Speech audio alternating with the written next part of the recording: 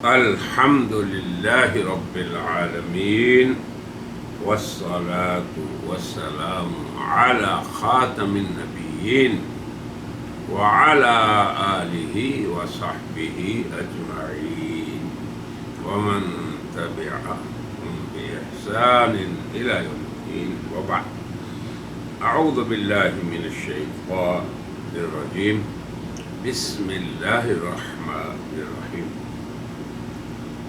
إن الدين عند الله الإسلام. وقال تعالى: ومن يبتغي غير الإسلام دينا فلن يقبل منه وهو في الآخرة من الخاسرين. صدق الله العظيم. سامعین و ناظرین، دین بھلائی ہے، اس عنوان سے آج ہم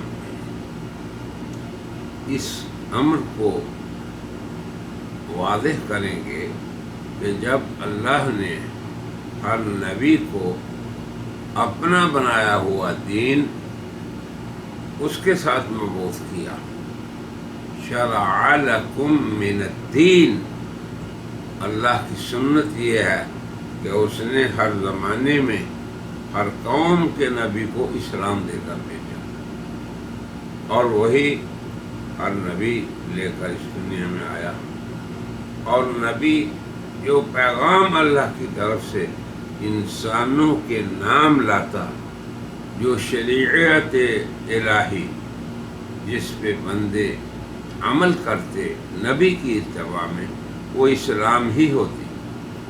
تو اب ہمیں یہ دیکھنا ہے کہ وہ اسلام جو خاتم النبیین لائے، اور وہ شریعت ربانیہ جو خاتم الشرائع بنی انسانوں کے لیے، اور پھر اسے قیامت تک اسی طرح رہنا ہے۔ اللہ کا معاملہ، اللہ تعالیٰ کی سنت کیا رہی اس اسلام کے ساتھ جو پہلے انبیاء لائے، اور وہ جو خاتم الشرائع قرار پایا۔ جیسے حضرت خاتم النبیین دنیا کے آخری انسان تک کے لیے نبی، رسول اور اسوہ حسنہ ہیں، ایسے ہی دنیا کے آخری انسان کے لیے شریعت محمدیہ وہ شریعت ہے جسے اپنا کر ہی بندے سعادت دارین حاصل کر سکتے ہیں۔ یہی وہ نور ہے جس کی روشنی میں قیامت تک کے انسانوں کو چلنا ہے۔ یہ عبث قول ہے قادیانی مرزا کا کہ میں آخری نور ہوں۔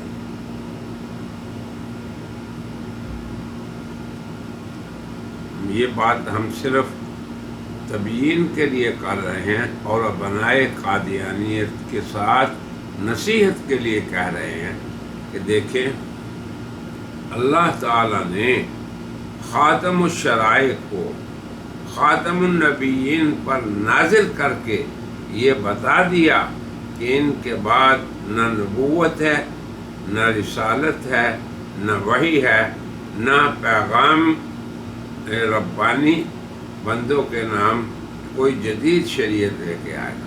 چھوٹی سی بات ہے، تو مسئلہ ختم نبوت سمجھنے کے لیے اتنی ہی بات کافی ہے کہ اللہ کے ہاں ایمان وہ معتبر ہے جو جناب محمد رسول اللہ پر، ان کی وحی پر، ان کی شریعت پر، اور ان سے پہلی شریعتوں پر۔ والذین یؤمنون بما انزل الیک وما انزل من قبلک، یہ خطاب ہے سورہ بقرہ کے شروع ہی میں کہ وہ لوگ ایمان والے ہیں، وہ لوگ متقین ہیں، وہ لوگ اخیار ہیں، اتقیاء ہیں، سعداء ہیں جو آپ پر اور آپ سے پہلی شریعتوں پر ایمان لائے ہو۔ تو اس سعادت کے دائرے سے نہ نکلو اے قادیانی، ہم تمہارے خیر خواہ ہیں، واللہ باللہ تاللہ ہم تمہارے اور پوری انسانیت کے خیر خواہ ہیں۔ انتہائی دردمندانہ اپیل ہے کہ تم رحمت للعالمین کے دائرۂ رحمت سے نہ نکلو، توبہ کر لو، ابھی وقت ہے۔ اے قادیانی، اے مرزا غلام احمد قادیانی کی امت، تم امت رحمت للعالمین بن جاؤ۔ اتنی سی بات ہے کہ ٹھکرا دو ہر اس نبوت اور رسالت کو جو جناب محمد رسول اللہ کے بعد ہے۔ ہر عقل مند انسان اسے سمجھتا ہے، بلکہ کفار بھی آج سمجھنے لگے۔ اللہ کے لیے تم بھی سمجھ جاؤ۔ بہرحال اب یہ تو خاتم الشرائع اور شرائع ما قبلہ صلی اللہ علیہ وسلم کا فرق ہم نے آپ کو بتا دیا، لیکن اللہ کی سنت پہلی شریعتوں کے ساتھ کیا رہی؟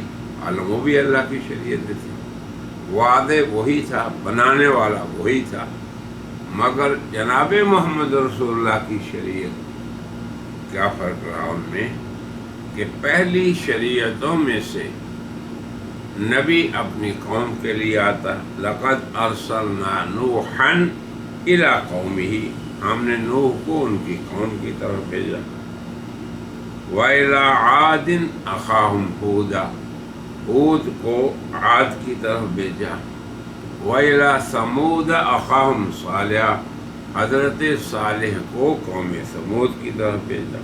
اور ہر نبی نے کیا کہا؟ یا قوم اعبدوا اللہ، اے میری قوم اللہ کی عبادت کرو، واتبعون، اور میری اتباع کرو۔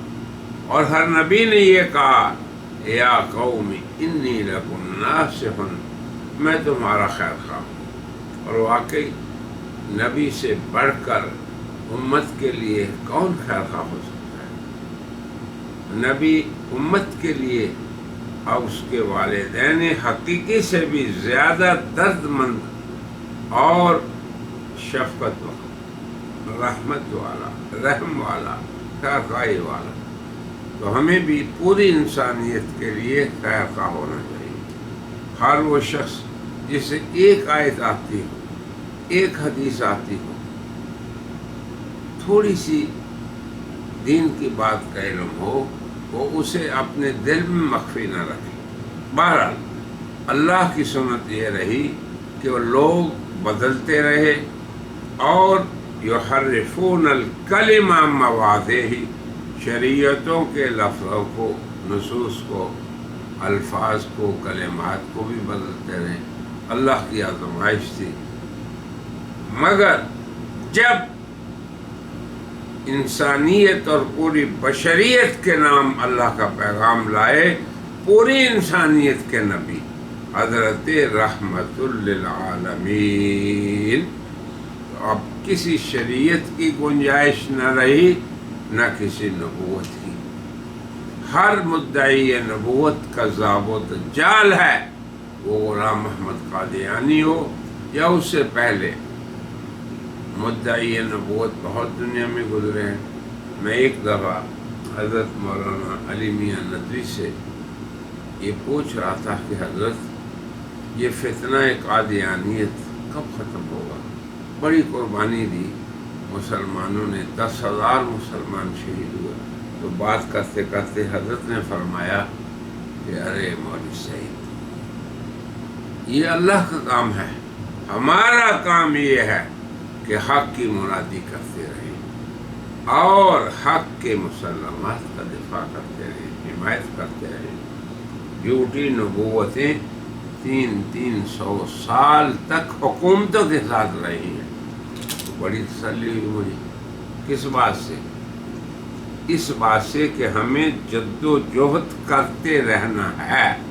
میں اپنے ساتھیوں اور احباب کو بھی ہمیشہ یہ کہتا ہوں کہ ہمیں اپنی کوشش کو نہیں چھوڑنا، نتائج اللہ پہ، اس کے ذمہ۔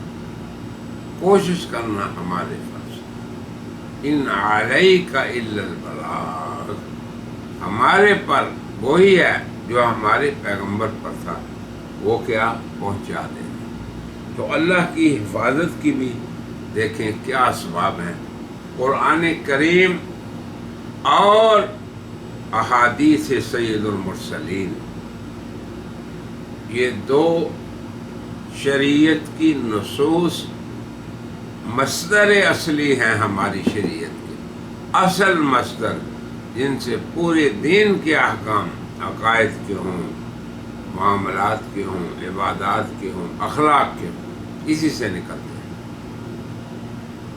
فقہی کتب اور علوم، ان کے لیے بھی یہی مرجع ہے۔ امت کا اجماع ہو، اس کے لیے بھی یہی دونوں مرجع یہ رکھتی ہے۔ علماء اسلام قیامت تک انہی سے مسائل بتاتے رہیں گے۔ یہ مصادر ہیں، مصدر ہیں ہمارے پورے نظام زندگی کے، چاہے وہ فقہ کی شکل میں ہے، چاہے وہ سنت کے جمع کرنے کی شکل میں ہے، جامعین سنت جنہوں نے جمع کیا۔ مگر قرآن کریم کو کیا امتیاز حاصل ہے؟ قرآن کریم کا امتیاز یہ ہے کہ وہ اول تا آخر محفوظ ہے، متواتر ہے۔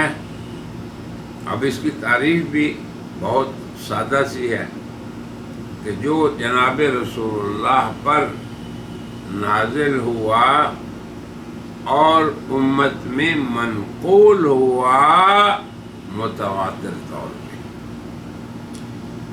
اور لکھا بھی گیا، اور دفتین میں جمع بھی ہے۔ اللہ کی حکمت ہے۔ تو قرآن حکیم اپنا معجزہ رکھتا ہے، ہر دور میں چیلنج کرتا ہے وہ انسانیت کو کہ اس جیسا کلام بشر کا کلام نہیں ہو سکتا، اسی لیے اسے وحی متواتر یا وحی مطلوع اول تا آخر پڑھی جاتی ہے۔ قرآن حکیم کو لوگ نماز کے اندر اس کی تلاوت کرتے ہیں، باقاعدہ نماز کا رکن ہے تلاوت قرآن، تو اسے مطلوع کہتے ہیں۔ اس کے الفاظ اور معانی دونوں کو اللہ نے محفوظ فرما دیا قیامت تک کے لیے، اور ایسے انسانوں نے اس کو نقل کیا جن کی تعداد ہر دور میں اتنی رہی کہ ان کا جھوٹ پہ جمع ہونا ممکن ہی نہیں۔ یہ ہے اللہ کی سنت اس شریعت کے بارے میں جو اللہ نے ہمیں عطا کی۔ تو قرآن اول تا آخر متواتر، اس کے الفاظ و معانی اللہ کی طرف سے نازل شدہ ہے۔ بلکہ اس کے بارے میں اللہ نے فرمایا حضور کو، ان علینا جمعہ، جب وحی نازل ہوتی تو آپ فوراً جلدی کرتے پڑھنے میں، تو اللہ نے فرمایا لا تعجل بالقرآن، جلدی نہ کریں، کیونکہ اس کو نازل کرنے کے بعد آپ کے سینے میں جمع فرما دینا کہ آپ نہ بھولیں، کوئی چیز رہ نہ جائے، یہ اللہ کا کام ہے۔ ان علینا جمعہ، ہمیں پہ اس کا جمع کرنا ہے، وقرآنہ، اب جب اللہ نے جمع کر دیا تو زبان پہ جاری اس کی تلاوت، یہ بھی اللہ کا کام ہے۔ اب دیکھیں کتنی بڑی حفاظت کا یہ سلسلہ ہے اس مصدر کے بارے میں، پورے کا پورا متواتر، ہم سے والناس تک مطلوب، ہر دور میں، ہر روز، ہر مسلمان اس کی تلاوت کرتا ہے۔ تو یہ اس کتاب کے بارے میں ہے۔ اگر پوری دنیا کے پریس ختم ہو جائیں، پوری دنیا کی کتابیں ختم ہو جائیں، تو سینوں سے اس کو کوئی ختم نہیں کر سکتا۔ اب آپ دیکھیں، ایسی کتاب جس کی تلاوت کرنے والا اس کی زبان نہیں جانتا۔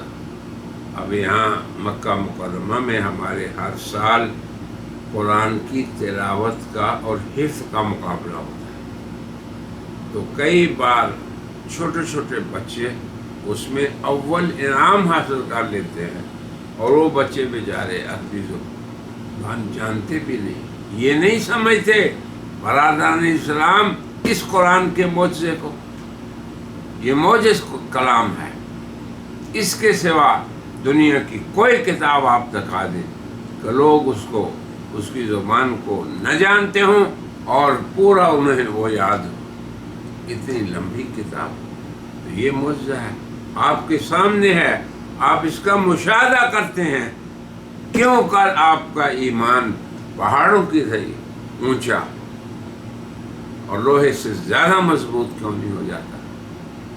سوچا کریں اس کو کہ اللہ نے اتنی بڑی دولت ہمیں دی کہ ہماری شریعت کا مصدر قرآن کریم بھی اللہ کی حفاظت سے محفوظ، اور اس قرآن کا بیان، جیسے کہ اسی صورت میں اللہ نے فرمایا ثم ان علینا بیانہ، اس وحی مطلوب کا بیان اور اس کے مدلول مقاصد اور معانی،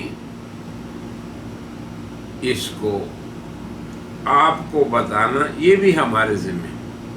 دیکھو کتنی کھلی اور واضح اور صریح بات ہے ہمارے اس شریعت کی، کس قدر فخر ہے، قابل فخر ہے ہماری شریعت کا ایسا ہونا۔ ہر مسلمان میں عالم و غیر عالم، اونچے درجے کا وہ اس طبقے میں ہو یا بالکل سافل ہو، بغیر پرواہ کہ ہر مومن کے دل میں یہ احساس برتری رہے کہ میری شریعت اللہ کی حفاظت سے محفوظ ہے۔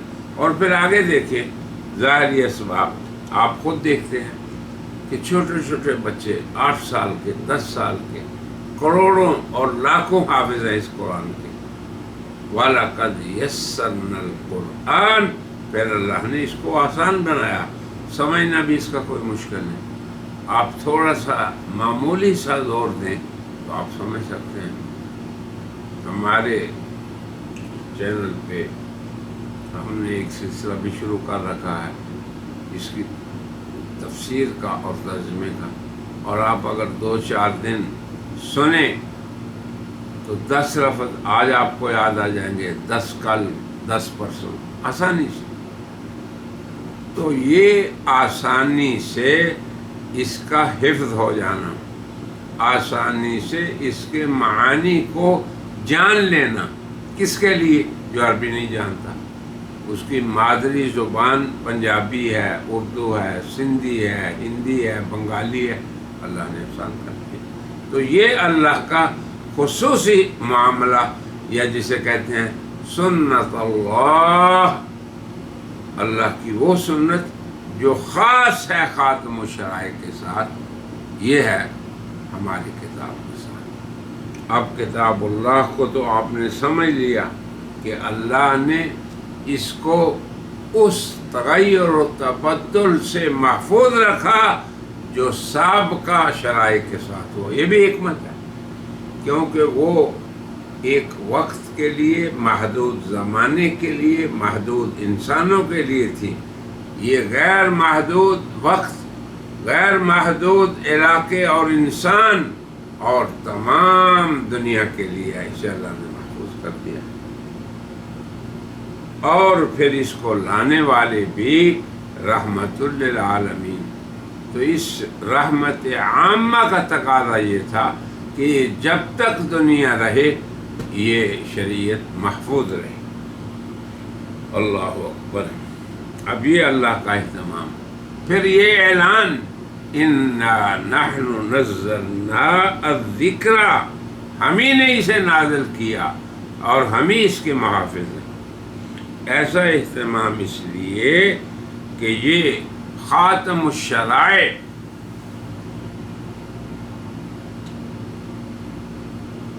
یہ اس کا نظام ہے، اس میں جن کی رسالت زمانہ بعثت سے لے کے تا قیامت پوری کائنات کو ہدایت فراہم کرنا ہے۔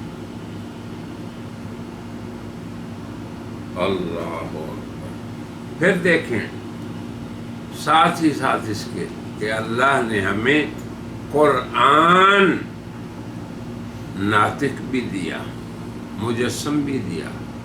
اگر یہ کتاب اللہ کی بول رہی ہے تو جس ہستی پہ نازل ہوا وہ ہستی حضرت رحمت للعالمین، حضرت خاتم النبیین صلی اللہ علیہ وسلم کی ہے کہ اللہ نے اس امت کو قرآن ناطق بھی دیا الحمد سے والناس تک، اور قرآن مجسم بھی دیا جناب محمد رسول اللہ کی ذات گرامی کی شکل میں۔ اسی لیے تو حضرت عائشہ نے فرمایا کان خلقہ القرآن، کہ اگر تم یہ جاننا چاہتے ہو کہ جناب رسول اللہ کا خلق کیا ہے تو یہ قرآن دیکھ لو۔ اللہ نے آپ کی بعثت اولین اور آخرین کے لیے کی، بعث فی الامیین رسولا منہم، اور پھر یہ بھی فرمایا وآخرین منہم لما یلحقوا بہم، آپ اولین و آخرین کے پیغمبر ہیں۔ تو قادیانیت کا یہ دھوکہ دینا وآخرین منہم لما یلحقوا بہم، اس کی کوئی حقیقت ہی نہیں۔ جناب رسول اللہ کی بعثت اولین کے لیے بھی ہے، آخرین کے لیے بھی ہے۔ ضرورت ہی نہیں انسانیت کو کسی نبوت کی، کسی رسالت کی، کسی شریعت کی، اور ہر مدعی نبوت امت کے لیے بیکار، عبث اور فالتو ہے، اور دشمنان اسلام کا پالتو ہے۔ یہ چیز آپ کو سمجھنی چاہیے۔ اور الحمدللہ پھر اللہ نے جناب رسول اللہ صلی اللہ علیہ وسلم کے اقوال مبارکہ کو احادیث کی شکل میں جمع فرما دیا۔ ہر محدث، بخاری ہو، مسلم ہو، ابو داؤد ہو، ترمذی ہو، ابن ماجہ ہو، نسائی ہو، یا ان کے علاوہ جتنی بھی کتابیں ہیں، ہر محدث ہر حدیث اور ہر قول کو اپنے سے لے کے منتہا تک، جناب رسول اللہ تک یا آپ کے صحابہ تک پہنچاتا ہے سند کے ساتھ۔ تو یہ سند متصل سے احادیث کی روایت یہ بھی خاصہ ہے اس امت محمدیہ کا، جسے اللہ نے خیر امت قرار دے کر پوری انسانیت کے لیے ان کو گواہ بنایا۔ لِتَكُونُوا شُهَدَاءَ عَلَى النَّاسِ وَيَكُونَ الرَّسُولُ عَلَيْكُمْ شَهِيدًا، تمہاری گواہی رسول دیں گے قیامت کو کہ اللہ میری یہ قوم ہے، میری یہ امت ہے، میرے قرآن کے ساتھ انہوں نے بڑی محبت کی، میری سنت کو چمٹے رہے۔ ہمیں بھی کچھ اپنے آپ کو سیدھا کرنا ہے، اپنے آپ کو بھی مخاطب ہونا ہے۔ کبھی ہمیں بھی سوچنا چاہیے، یہ نہیں کہ لوگوں کو ہم باز کرتے ہیں۔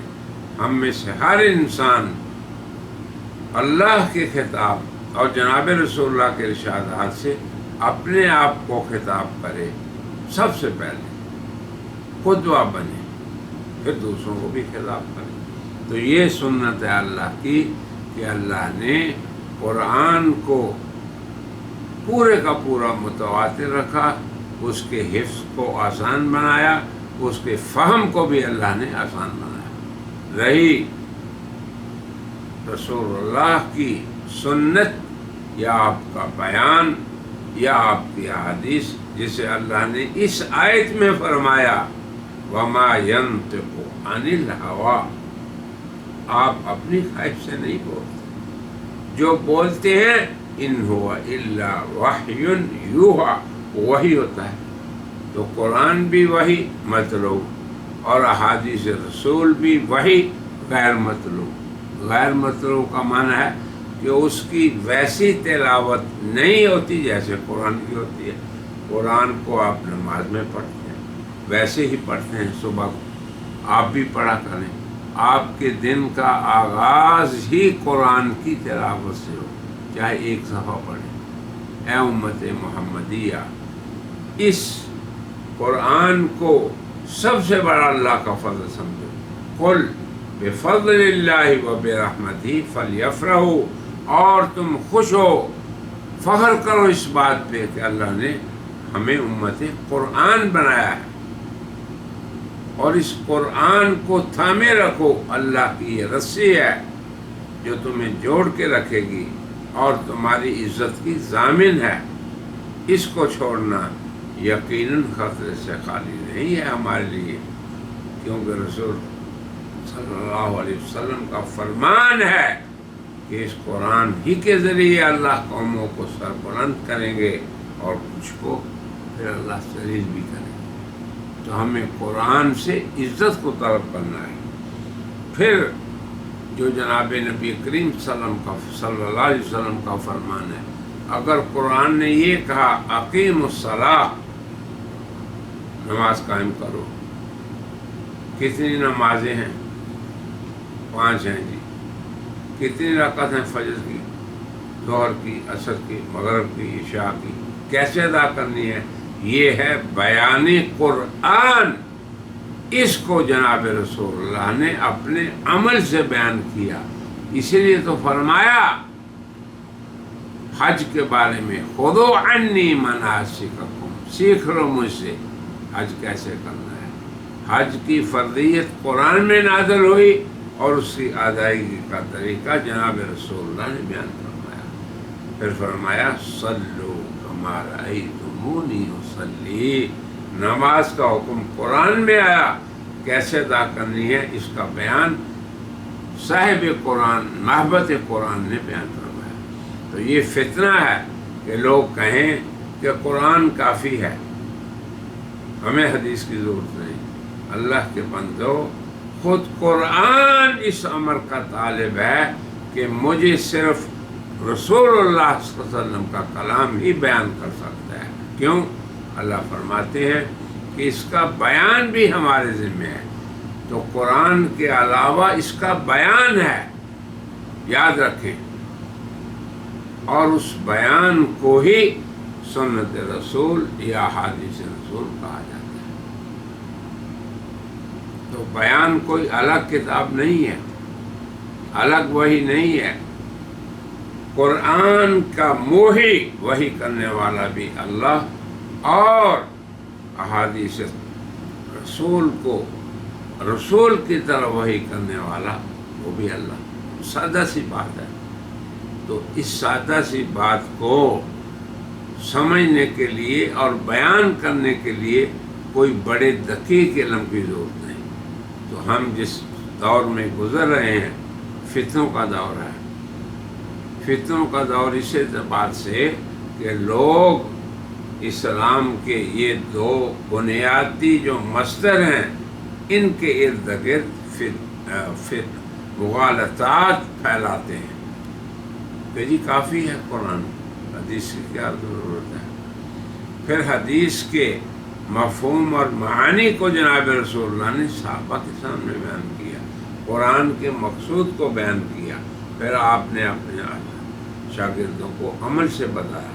تو یہ سارے کا سارا منقول ہے، اور اللہ کا احسان ہے اس امت پہ کہ اللہ نے اس امت کو ہر دور میں پیش آنے والے مسائل پہ ہر دور میں ایسے علماء کو قائم رکھا جو کہ امت کی ان مسائل میں رہنمائی کرتے ہیں جن میں کوئی نص نہیں، نہ کتاب میں نہ سنت میں، اور نہ ہی عام آدمی اس کے لیے حکم تلاش کرتا ہے۔ یہ ہے اہل اجتہاد کا کام۔ حضرات صحابہ میں بھی اہل اجتہاد تھے اور غیر اجتہاد تھے، تابعین میں، تبع تابعین میں، ایسے ہی پوری امت کا سلسلہ۔ تو عرض کرنے کا مطلب یہ ہے کہ یہ اللہ شارع الحکیم کی کرم نوازی ہے اس خیر امت پہ کہ اس نے ایسا سلسلہ جاری فرما دیا کہ اس امت کے اصلی شریعت کے مصدر کتاب ہو یا سنت ہو، قرآن ہو یا حدیث رسول ہو، دونوں کو اللہ نے قیامت تک کے لیے متصل سند کے ساتھ محفوظ رکھا۔ الحمدللہ فالحمدللہ۔ تو یہ اللہ کی خصوصی سنت ہے، کس کے ساتھ؟ خاتم الشرائع کے ساتھ۔ کس کے ساتھ؟ شریعت محمدیہ کے ساتھ۔ کس کے ساتھ؟ اس شریعت کے ساتھ جو شریعت برائے انسانیت ہے قیامت تک کے لیے۔ تو آج کا ہمارا موضوع اسی اللہ کی خصوصی سنت کا بیان تھا۔ دعا ہے کہ اللہ تعالی ہمیں حق کو بیان کرنے اور ہمارے مخاطبین اور سامعین کو سمجھنے کی توفیق عطا فرمائے۔ وآخر دعوانا ان الحمد للہ